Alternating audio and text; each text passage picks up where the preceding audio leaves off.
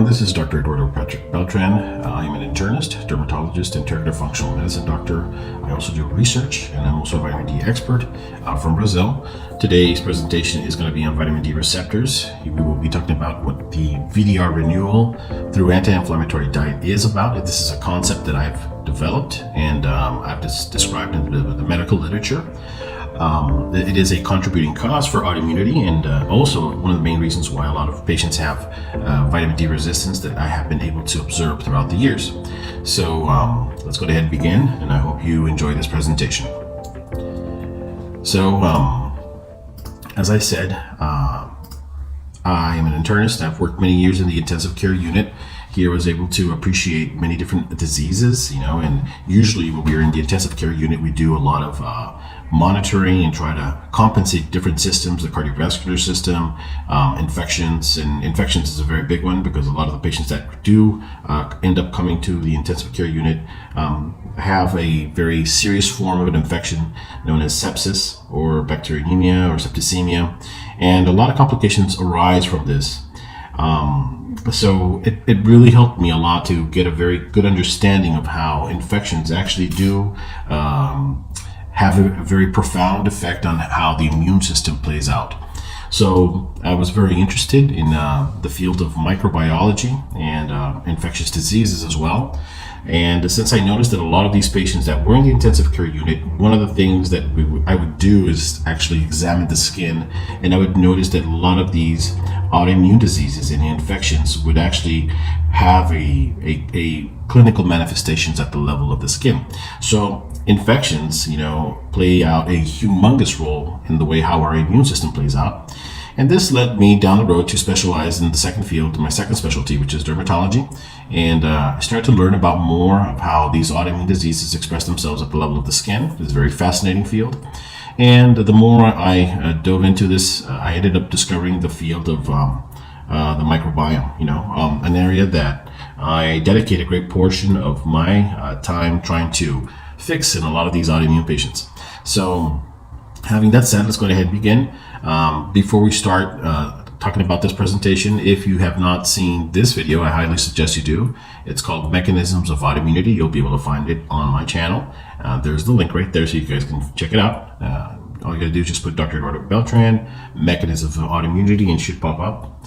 So as you can see on this figure, a lot of different things are actually contributors to the development of an autoimmune disease, and the major component here is the diet. Okay, so diet is like the very biggest thing here, okay, and how this actually opens up the doors to so many other problems. It's like opening Pandora's box. If you have a very bad diet, this is going to bring in so many different complications. It's going to mess up your gut. It's going to cause dysbiosis. You're going to end up having chronic infections. You're going to have sometimes even the development of certain biofilms. This can lead to problems as obesity. If you already have a genetic predisposition to having what we call single nucleotide polymorphisms, these can affect sometimes genes that are involved in vitamin D metabolism, or perhaps vitamins that are responsible in participating in the methylation cycle. Sometimes the way we live our lives, or we're just basically exposing ourselves to many toxins, heavy metals, and bacteria are considered toxins. By the way, they have toxins. They have many forms of toxins. They have what we call lipopolysaccharides, endotoxins, exotoxins. Funguses also have mycotoxins. So toxins is a topic that we will be talking in a lot about, okay? But it also can be chemicals as well, right? I mean, we're bombarded daily with so many different types of chemicals in our water, in our food, and even inclusively in lotions that we even apply on our skin. There are certain chemicals that are actually toxic for us, and also vaccines, and obviously here's a big one, is ongoing stress. So these things can definitely make things worse for us, okay? So if you haven't seen that video, I highly advise you guys check it. So before we dive into this, let's just go ahead and do a brief recap on vitamin D metabolism. As we know, vitamin D comes from the sun, and it's actually not a vitamin, it's a hormone that our body produces when we expose ourselves to the sun. And the way how this goes out is when we expose our skin to the sun, to a type of UV rays called UVB rays. This UVB rays hits our skin and converts a form of cholesterol known as 7-dehydrocholesterol into cholecalciferol. Now, cholecalciferol has a half-life of only 24 hours, and there's a protein that's made in our liver that's called vitamin D binding protein that transports this cholecalciferol all the way to the liver. And over here in the liver, we have another enzyme known as 25-hydroxylase that will transform cholecalciferol into a prohormone known as calcifidiol, also known as 25-hydroxyvitamin D. And now this is the actual hormone that's known as our body's reserve of vitamin D, which has a half-life of around 2 to 3 weeks, okay? And it can act on many different organs and many different systems at the level of our vitamin D receptors. But once again, a great portion of this calcifidiol gets converted into the actual hormone at the level of our kidneys. And who transports the calcifidiol to the kidneys is the vitamin D binding protein that I just mentioned that's made from the liver, okay? And there's an enzyme over there known as 125-alpha hydroxylase that's going to convert calcifidiol into calcitrol. And now calcifidiol and calcitrol, both of these are going to act upon all vitamin D receptors that are found in our body. And let's not forget that every single cell in your body has vitamin D receptors. And calcitrol is a hormone, it's not a vitamin. So actually, we should be calling it a hormone. But you will be hearing me repeat the word vitamin throughout the whole presentation. But we're actually talking about the hormone, okay? So calcifidiol and calcitrol act upon these vitamin D receptors that are found in every single cell in our body.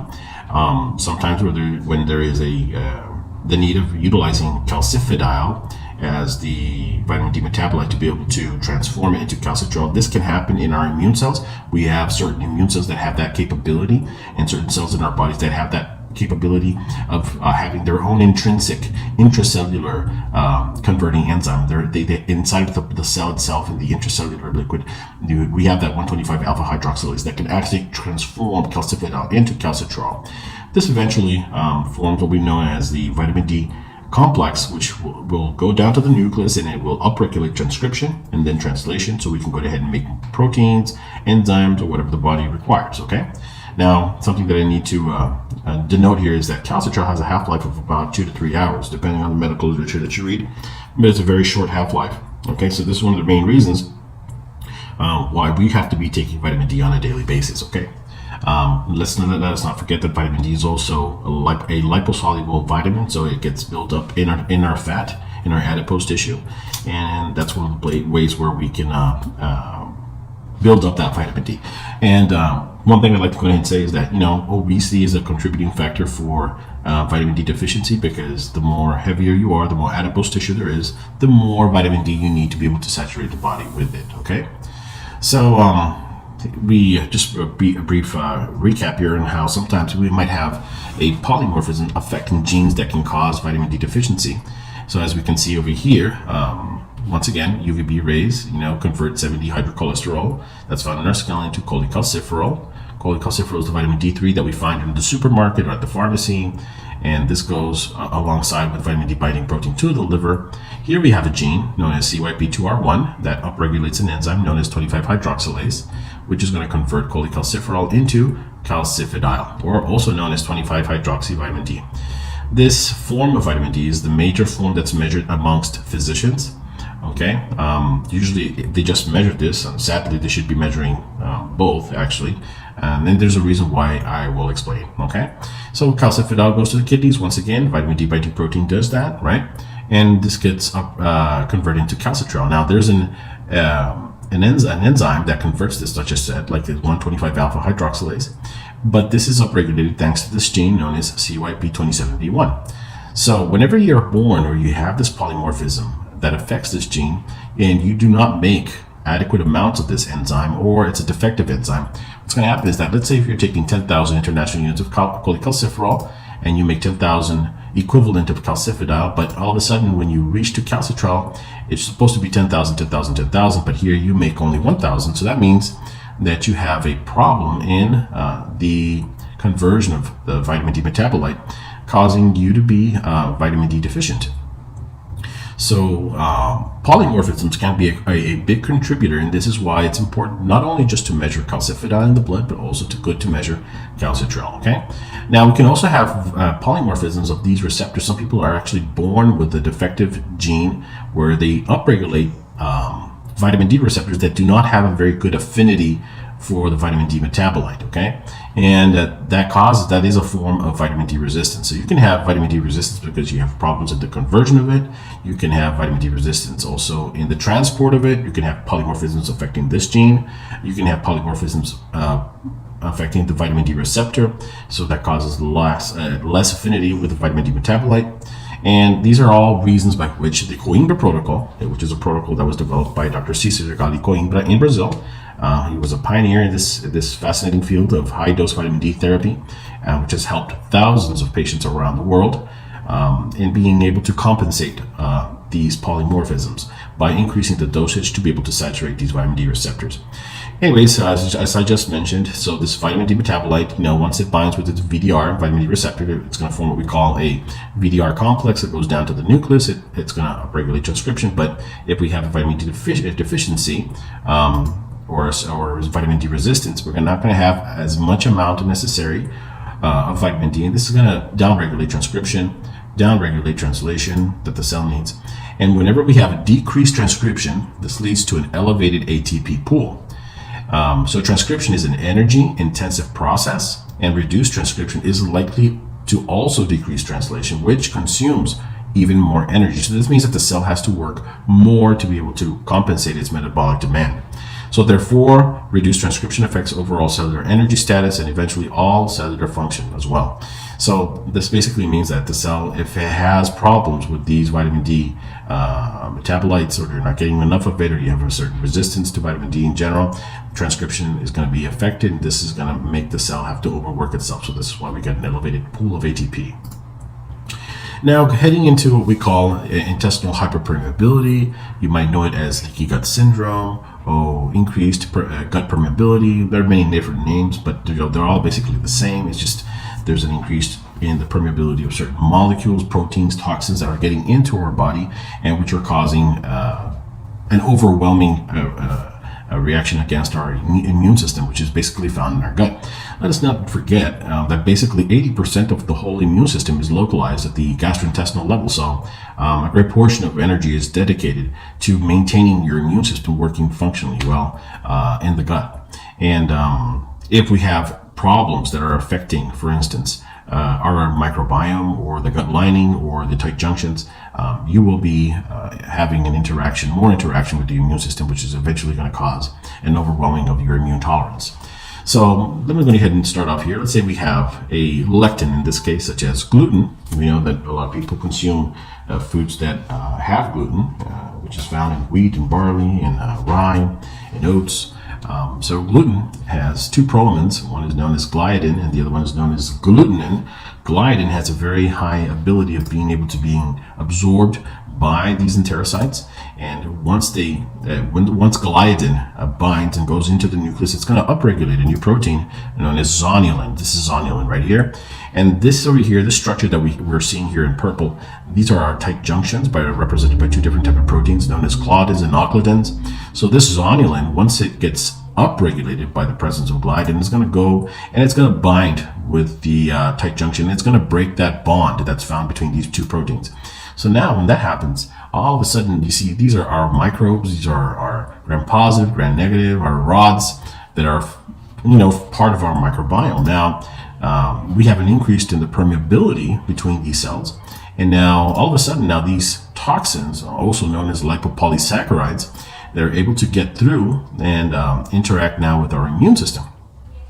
Our immune system is not going to recognize these toxins or antigens. Even gliadin can actually get through this right here, and since it's a foreign protein, it's going to be interacting with our innate immune system, which is represented by our dendritic cells or macrophages, right? And these toxins as well, or antigens, if we could call it that. I mean, our immune system is going to present that to our T lymphocytes eventually, and then eventually to B lymphocytes. And these B cells are going to be producing antibodies to be able to form what we call immune complexes that are going to try to neutralize such toxins or such proteins or such foreign bodies that are getting into our immune tract, our bloodstream, right? Now, interestingly, when this happens as well, and when we have lipopolysaccharides, endotoxins, mycotoxins getting in, our immune system tries to get things under control. But also, interestingly, we start seeing that patients that have a lot of autoimmunity or a lot of gut inflammation also have high elevations of what we call HDL, LDL as well, VLDL, excuse me, and which can actually cause increase in triglycerides and oxidation and inflammation. And then this is one of the main reasons why we see elevated levels of HDL or elevated levels of VLDL, because the body is trying to get rid of these lipopolysaccharides. And we'll talk about that in a little bit.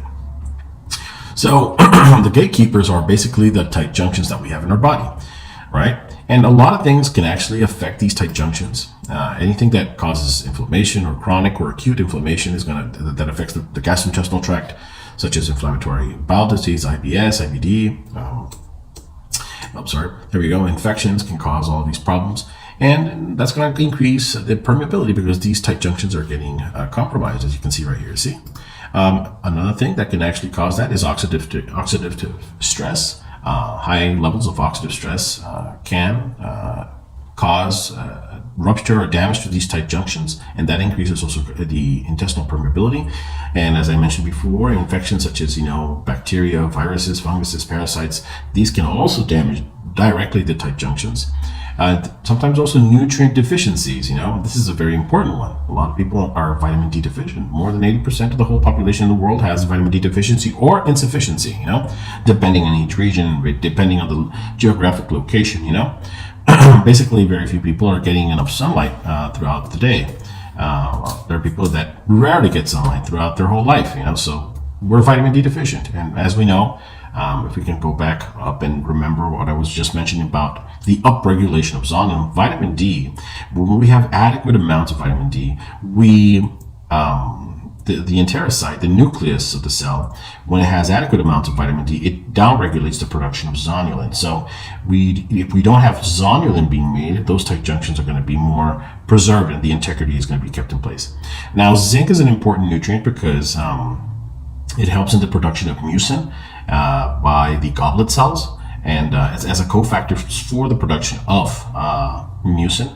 And here's an interesting thing is that sometimes we forget that the fiber that comes in through our diet, is going to be a food source for a bacteria that we have in our gut known as bifidobacteria bacteria. And these bifidobacteria bacteria use fiber in order to be able to make small chain fatty acids. And these small chain fatty acids are a nutrient source for these goblet cells. And with the cofactor of zinc, they are able to make our mucin layer. And this mucin layer is very important because the thicker the mucin layer is, the better, the less interaction the immune system is going to be having with the microbiome. So it's very important for patients to have an adequate intake of fiber in their diet. Now, I'm not talking about fiber that has gluten. I'm talking about other sources of fiber that does not have, lectins or gluten. Let us not forget that gluten is a lectin as well. Okay. So changes in the microbiota can also cause, overgrowth, such as, dysbiosis. You can have SIBO, you can have SIFO. These can also destroy these tight junctions and eventually cause, increase in the permeability. As you can see right over here, we have a tight junction that is normal, that is in good shape. And once it got exposed to any of these different things that can cause rupture of this tight junction, you have an increase in the permeability, and that causes what we know as leaky gut, right? So increased permeability is going to lead to increased susceptibility to autoimmunity, all right? And one of the things that I always tell everyone is that the more leaky gut you have, or the more intestinal hyperpermeability you're having, the more you're going to overwhelm your immune tolerance. And there's a breaking point. There's a point that when your immune tolerance does not tolerate anymore so much entry of all these foreign proteins, toxins, lipopolysaccharides, lectins, etc., you're going to be ending up causing an overwhelming of the immune tolerance, which is going to promote what we call molecular mimicry. So now we're going to be going ahead and talking about leaky brain syndrome and the blood-brain barrier and vitamin D. And as we know, the blood-brain barrier plays a crucial role in regulating the entry and the exit of essential biological substances that support the metabolic activity of neuronal function of the brain. And as such, the blood-brain barrier functional and structural integrity is vital for the maintenance of homeostasis of the brain microenvironment. And vitamin D is an active participant in ensuring that the blood-brain barrier preserves its integrity of those tight junctions that are found within the endothelial microvasculature. So additionally, the blood-brain barrier serves as a protective barrier, preventing the infiltration of blood-borne agents and acting as a significant obstacle to the entry of drugs and other exogenous compounds into the central nervous system. I have the tendency of always saying that leaky brain syndrome exists because leaky gut syndrome always precedes it under the state of vitamin D deficiency, because we know that these tight junctions are regulated by vitamin D. Okay, so in this study that you guys are seeing right here, that was published in the journal known as The Scientist, I found it fascinating. It was very, very important. I read it a couple of years ago. It was done by Dr. Matthew Anderson, a pathologist from the Beth Israel Deaconess Medical Center, and he noted that there was an existence of leaky brain syndrome, and that this actually might be linked to the occurrence of leaky gut syndrome as well. And he found this in postmortem. He did a postmortem study in autistic individuals and children especially. And Dr. Anderson started observing the presence of what we called swarming T cells, known as lymphocytic cuffs, in the brain parenchyma of these patients. And these findings prompted a subsequent investigation that involved 25 autistic patients and 30 non-autistic controlled subjects. So he compared two different groups. And the results indicated that autistic patients exhibited persistent brain inflammation. As you can see right over here, we have the presence of immune cells in the brain parenchyma, and here we have normal brain parenchyma. So this is a slide showing a histopathology showing of children who had autism, and here this is a slide showing normal tissue in children that were non-autistic. All right. So that existed, these slides exhibited a persistent brain inflammation when they were compared with the control group, suggesting that there was a compromised blood-brain barrier. So I thought that was very important. This actually was evidence to show us that whenever you have leaky gut syndrome, you end up compromising eventually with time the blood-brain barrier as well, causing what we know as leaky brain syndrome. And this can cause inflammation to the brain and be one of the main reasons why we have so many neurodegenerative diseases out there, and not only just affecting children but also affecting adults. And as we know that vitamin D participates in the regulation of such tight junctions, having low levels of it increases your chances of getting leaky brain syndrome as well. Okay, so deficiency in vitamin D is not good for neurodegenerative diseases as well. So I'll keep on going. Oops, sorry, next slide. So this is really a little bit of a general overview of the whole presentation. Okay, so we know that there are many different causes for vitamin D resistance, right? And one of them obviously is the lack of sunlight exposure. I mean, 80% of the world's population almost has vitamin D deficiency or insufficiency. But we also have other factors such as obesity. We know that more than 50% of the U.S. population, and also in Brazil, is overweight. That can actually be a cause for vitamin D resistance. Also, use of certain medications, certain drugs. We know that certain antibiotics, we know that corticosteroids, we know that certain anti-epileptic drugs like carbamazepine and valproic acid, or some antidepressant medications, or so many drugs out there that can cause vitamin D resistance, can be a cause for having low levels of vitamin D as well. And also, obviously, if you have liver problems, kidney problems, let us not forget these are organ sites where there is vitamin D metabolism ongoing, where we have conversion from one metabolite to the other, right? And obviously, we have genetic factors, genetic polymorphisms known as SNPs of genes compromising. The genes are, which we know, is CYP2R1, CYP27B1, VDBP, and VDR. And but here's the big picture I'd like you guys to pay attention to, is that many of these conditions are overwhelmed by the presence of chronic infections, and these are chronic infections that are coming from the gut mainly, and when we have the persistence of certain infections that end up causing dysbiosis, that can have an effect of where we have an exceeding amount of bacteria in the small intestines, which is known as small intestinal bacterial overgrowth, or you have small intestinal fungal overgrowth, and usually caused by certain funguses such as candida. We'll talk about that in a little bit. Or sometimes you might even have the development of biofilms, which are very resistant to antibiotics. These in association with these other factors, contribute to being a cause to vitamin D resistance.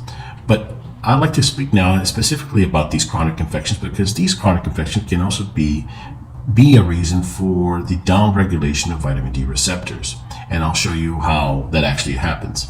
And whenever we have all of these organs, we have to remember that the liver, the kidneys, the colon, the skin, the lymphatic system, and the lungs are actually filters that our body has. And whenever we start having issues with these different systems in regards to their filtering capabilities or being able to eliminate certain toxins from the body, we start having a disease show up, right?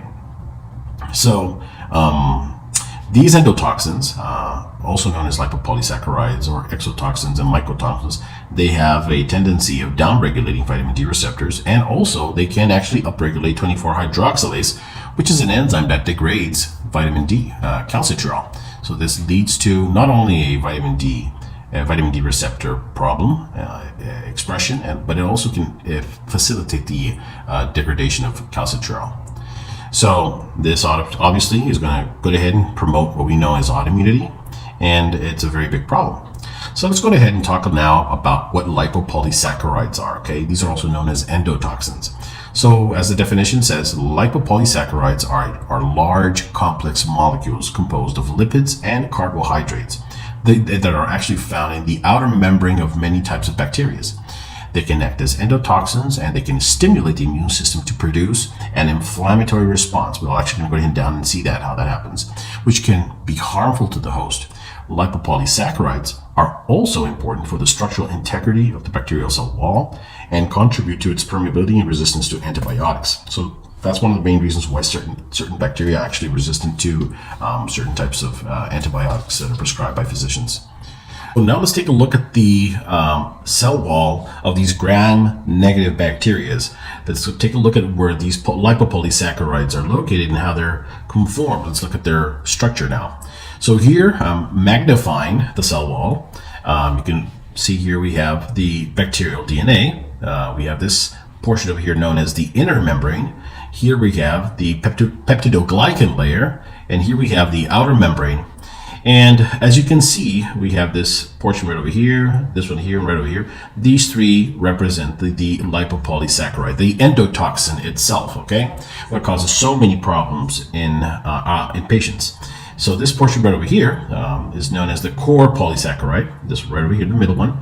And this red portion here is known as the lipid A, and this other portion is known as the O antigen. Now the lipid A portion is known to be immunogenic, and the O antigen is known to be antigenic. Lipid A is going to act on three different mechanisms by which it stimulates the immune system and also complement system and the coagulation cascade. So it acts upon antigen presenting cells, and here we have the dendritic cells, macrophages, right? And the complement system itself, which are proteins that are made in the liver. And finally, it's going to act on the coagulation cascade by acting on tissue factor and O, or also known as factor 3. Now, the O antigen, as I said, is antigenic. This means it's going to be inducing the production of antibodies, okay? Let's go ahead and study now the lipid A particle. Over here, we're going to have an antigen-presenting cell, which is going to be our macrophage.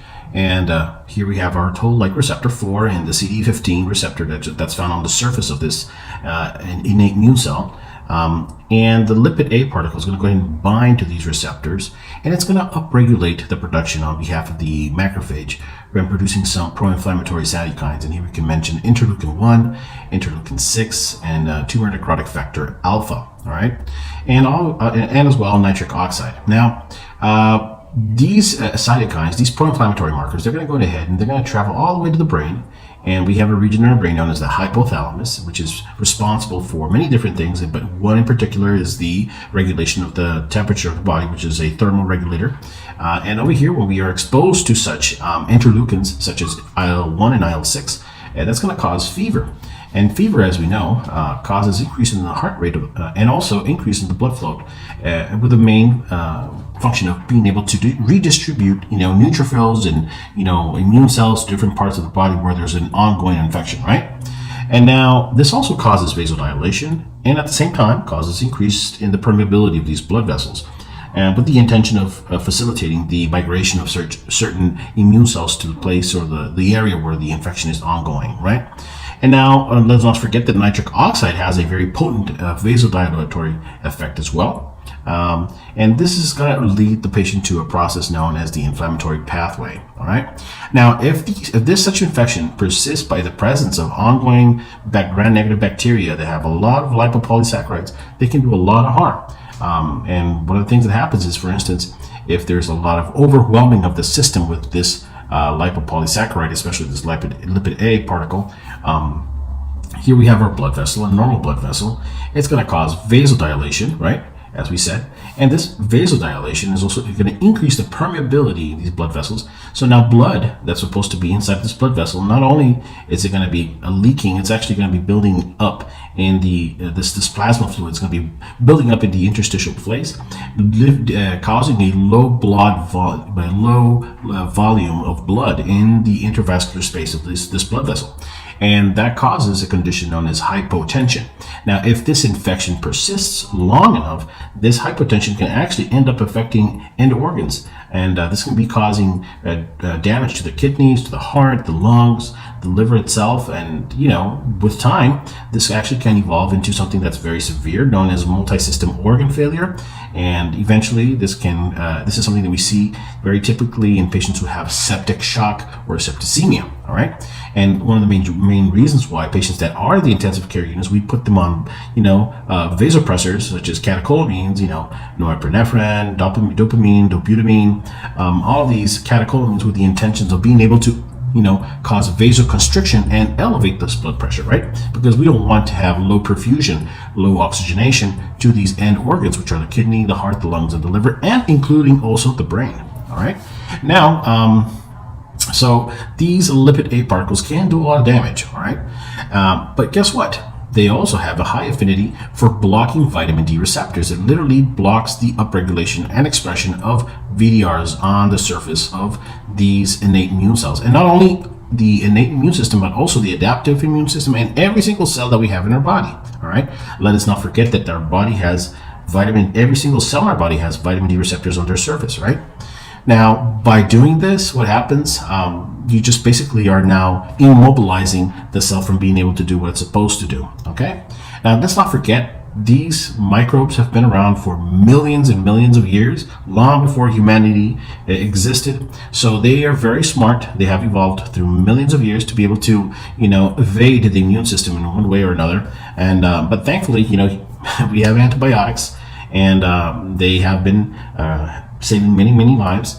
And but one thing that I have to say is that these infections, if you have a suboptimal infection, let's say like a low-grade infection that's coming on from the gut, it can be, causing us to have leaky gut syndrome, and these endotoxins make their way into the bloodstream and end up causing downregulation of these vitamin D receptors. Okay, now when we have, for instance, there's some literature for you guys to read. If we have, for instance, a vitamin D receptor, and this vitamin D3 metabolite binds to this receptor, well, eventually, if we have enough vitamin D receptors over here, where vitamin D can actually be bound and upregulate the expression of more vitamin D receptors, well, then that cell is going to be going down another route, which is basically going to stop producing these inflammatory cytokines and inflammatory biomarkers, and lead the cell to a more anti-inflammatory route. Okay, and I've spoken about this in some of my other videos. So it's very important for us to make sure that when we see our patients that are coming in with some form of an infection in the intensive care unit, in the hospital, is always to measure. It's always important to measure your 25-hydroxyvitamin D, your 125-hydroxyvitamin D, see how you have, if you have adequate levels. And the first thing is, you want to upregulate more vitamin D expression so the immune cell can actually go down this anti-inflammatory pathway, right? Now, I've had the experience of always been working in the intensive care unit many years ago, and during the pandemic, besides being a dermatologist and working in office hours and all that, but during the pandemic back in June of 2021, I had to leave my office and go help out these patients that were in the intensive care unit because I had experience in the field. And one of the things I did use is high doses of vitamin D, and I used high loading doses of around 600,000 international units of vitamin D, and I would, put this in an oily vehicle as olive oil, and I would, give it through the nasogastric tube to these patients, and the outcomes would be much more favorable in patients who received a very high dose of vitamin D in comparison with those who weren't. And let's not forget that these patients, that when they are in the intensive care unit, we also give steroids to them because the complement system also gets activated. We have antibodies that are inducing, a lot of lysis, a lot of inflammation as well because of the death of these bacteria. So steroids itself as well can upregulate, the production of an enzyme known as 24-hydroxylase. And 24-hydroxylase is an enzyme that degrades calcitriol. Okay, so it's always good to keep in mind those things. That's why it's not good giving too much steroids in the intensive care unit, because sometimes we end up depleting our vitamin D levels in the patient. All right. So now, one of the things I want you guys to keep in mind is that whenever we have this endotoxinemia, subclinical low grade of infiltration of these toxins through leaky gut or through intestinal hyperpermeability, our body recognizes and says, hey, you know what, these things are coming in, they're not supposed to, so your liver starts making more forms of HDL, VLDL, LDL, all right? And it also makes a protein known by the name of lipopolysaccharide binding protein. And this is actually something I measure in patients who do have leaky gut syndrome, because interestingly, it's always elevated, and it comes alongside elevated with HDL and VLDL, and sometimes LDL as well.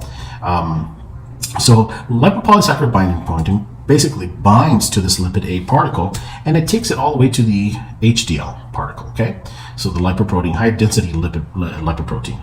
And it does the same thing with VLDL, and eventually, once it binds to this, they're going to be transported all the way to the liver, where it's going to be eliminated. That's one of the ways by which we eliminate this excessive endotoxemia, right?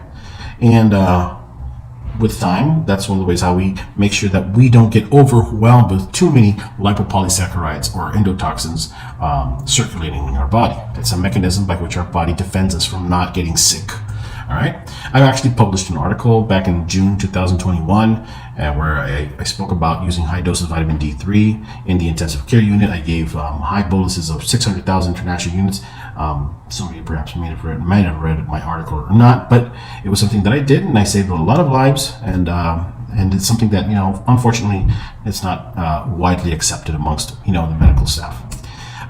So let's go now and talk a little bit about the complement system.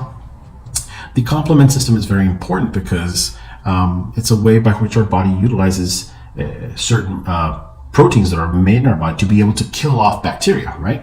So let's say we have our gram-negative bacteria right over here, and we have, three ways by which our complement system acts. We have the classical pathway, we have the alternative pathway, we have the lectin pathway, right?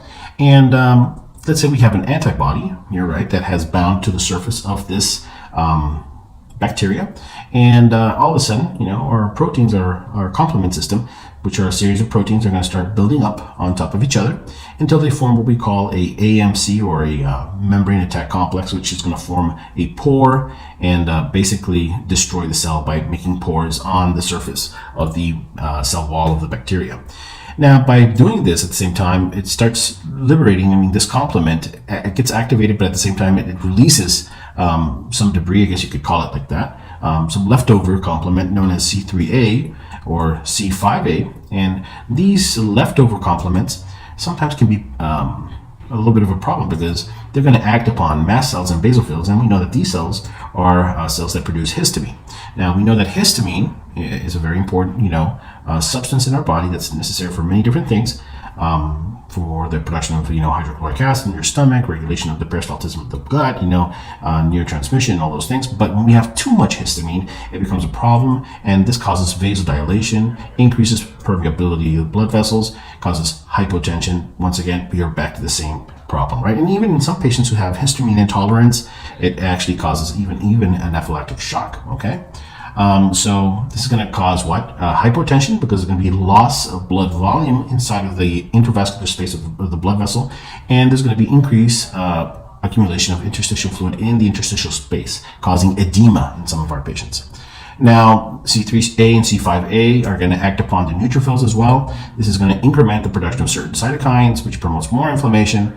And yes, we know that histamine is pro-inflammatory and pro-allergic and pro-everything, if you want to say that. So that's one of the ways by which histamine. Now, let me go back real quick and say something here. Vitamin D stabilizes mast cells. So that's actually something very interesting that I wanted to say. So I've had the opportunity of working with patients who have a condition known as mast cell activation syndrome. And when I give them high doses of vitamin D, I've noticed that they tend to do better. And we are able to stabilize the release of excess histamine. All right. Now, let's keep on going now and talking a little bit about tissue factor, or also known as factor 3, which is part of the coagulation cascade. Here we have our blood vessel, right? And here we have factor 3. And as soon as lipid A binds to factor 3, a series of cascades gets activated. Here we have factor 3 getting activated and converted into factor 7. Then we have factor 10 getting converted into thrombin. And then thrombin gets activated and starts acting on fibrinogen. Fibrinogen acts on fibrin. And guess what? We start getting thrombosis now, right? But if we have too much endotoxemia, too much lipopolysaccharides, too much lipid A particle, these guys are going to end up causing a consumption and production of a lot of thrombosis that are start developing and building up in different parts of our blood vessels, which can actually cause complications down the road. But at the same time, we're also going to be causing a lot of consumption of all of these, clotting factors. So they get consumed at the same time. So we're forming clots, and at the same time, we're consuming a lot of the clotting factors. And this leads to a condition known as DIC, disseminated intravascular coagulation. Okay.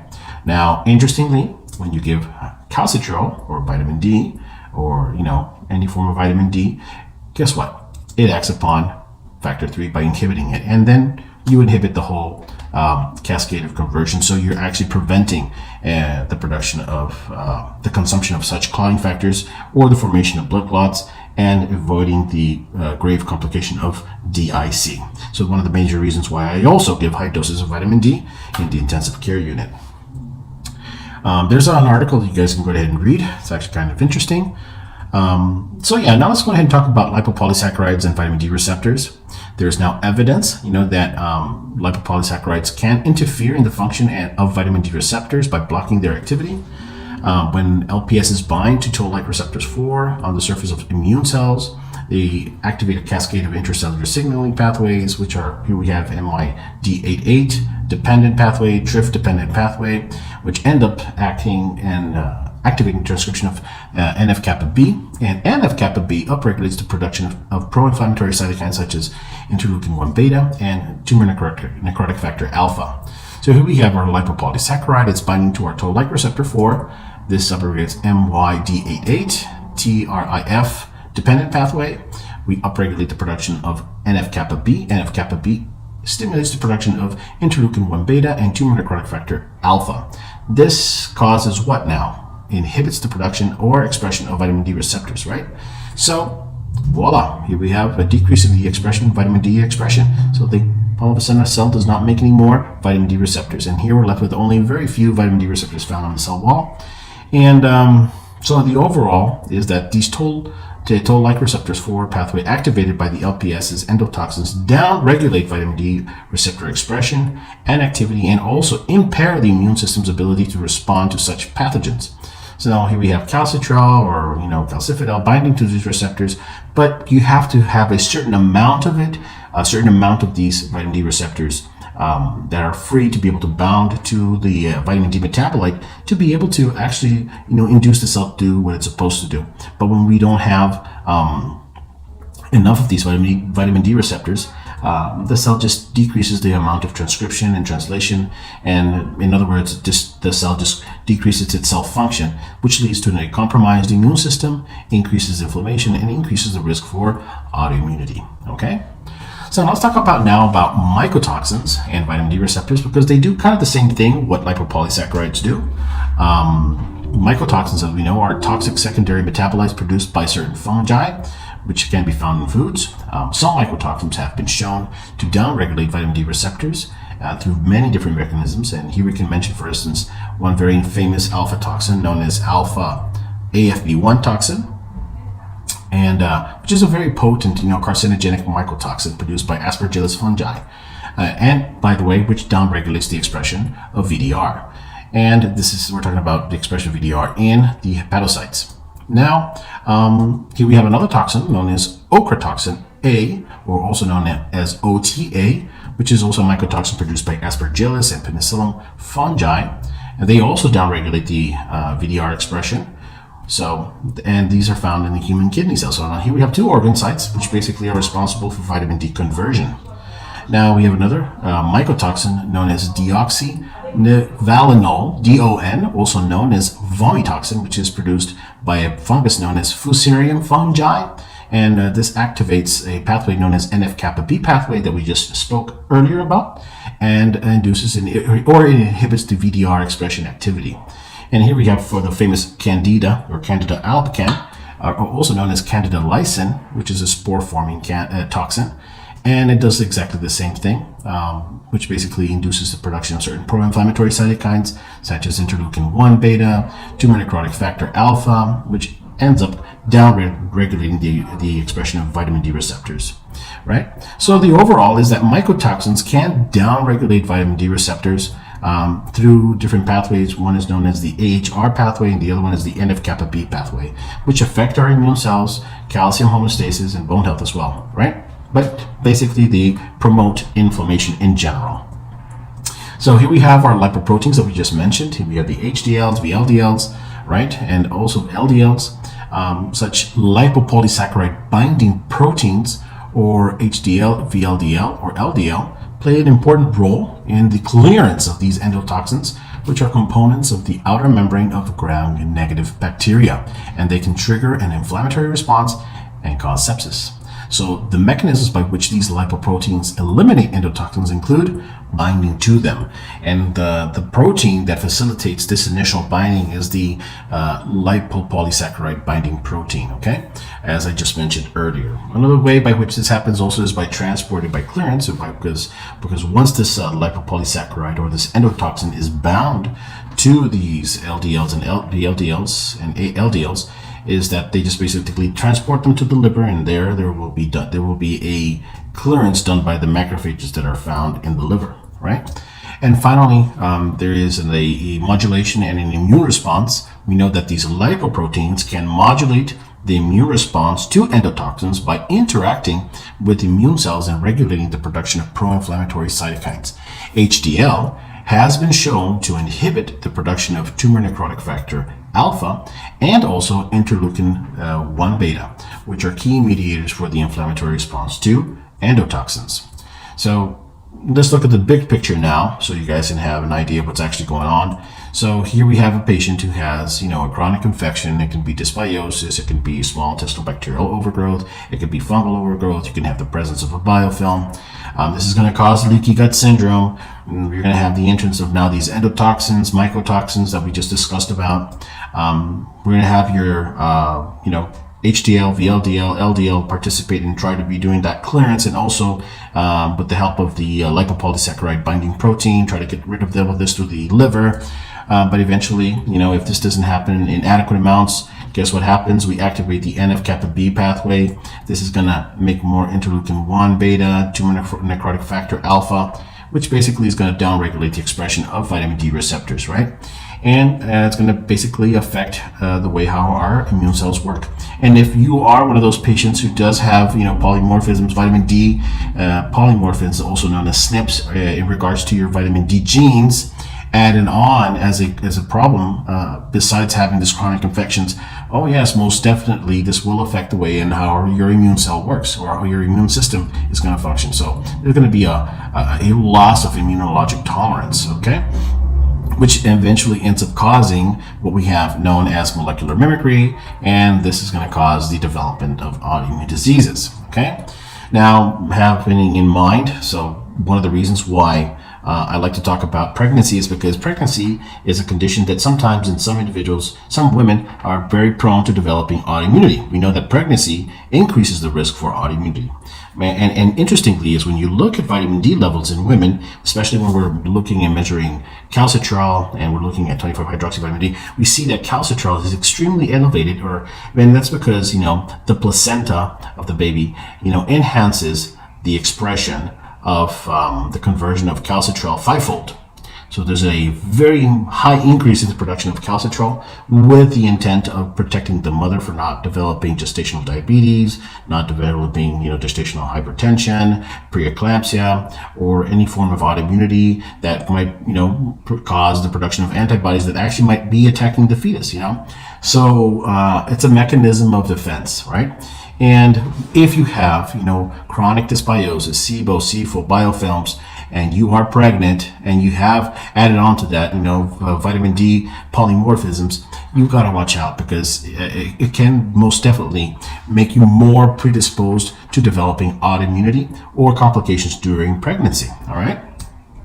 And once again, things that can elevate also your calcitrol levels are granulomatous diseases such as Hodgkin lymphoma, non-Hodgkin, lymphoblastic lymphoma, sarcoidosis. But look, these are conditions that you just kind of want to try to limit the amount of vitamin D that they should be taking on a daily basis.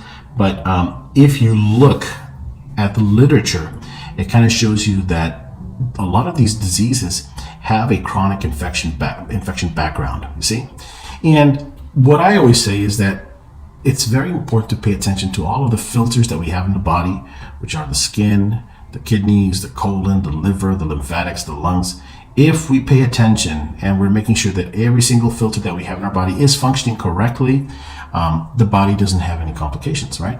But if we don't, and we start having issues with these filters, well, toxins start to build up, chemicals start to build up, and many other things start to cause complications down the road, which can actually lead us to, the development of an autoimmune disease. Okay, so so we're finally here on the last slide of the presentation, and let's go ahead and now talk about what vitamin D receptor renewal through anti-inflammatory diet concept actually is.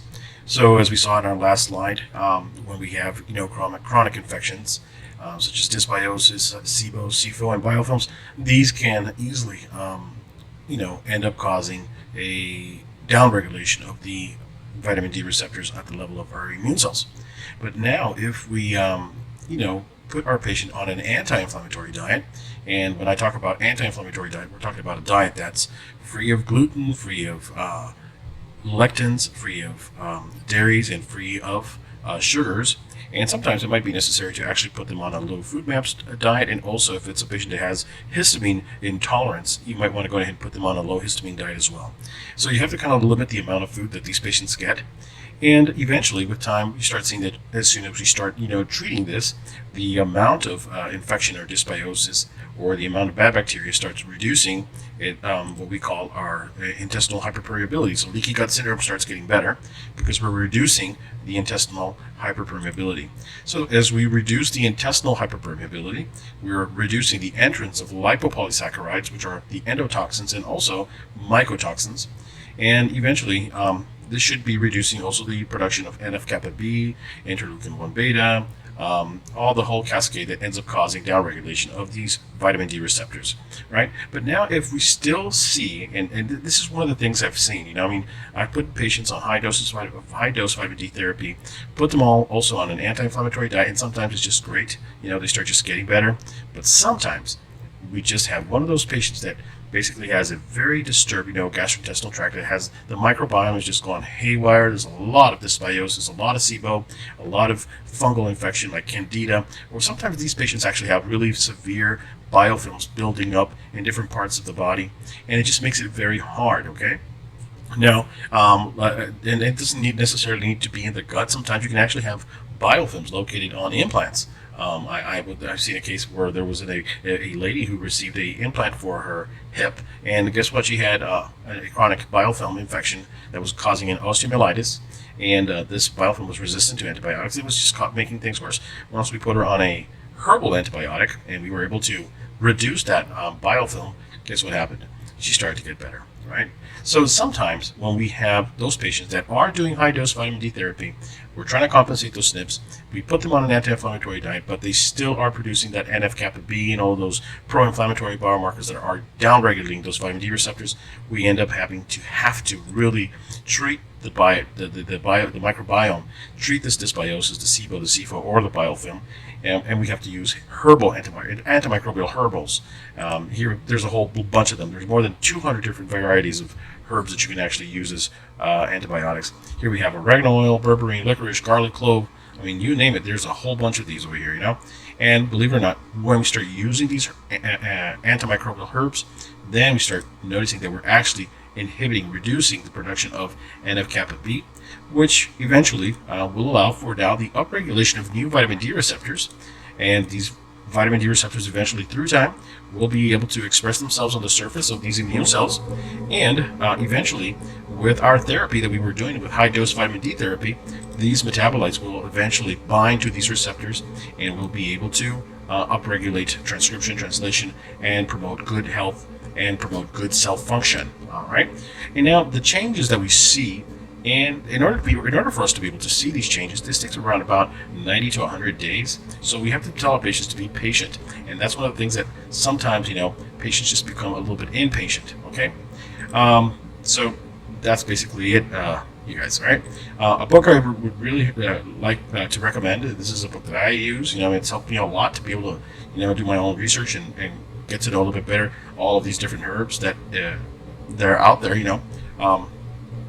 It's called Herbal Antibiotics. It's written by Dr. Stephen Herod. I think that's how it's pronounced. I'm not affiliated with this person. I have no idea who the person is, but I've read his book. I think it's just really good, you know, and it's helped me a lot to be able to offer my patients a better service. Okay, so that's basically it. So this is basically the whole concept of this presentation, which is vitamin D receptor renewal through anti-inflammatory diet. Okay, all right, you guys. So I hope you guys enjoyed this presentation, and I'll see you next time.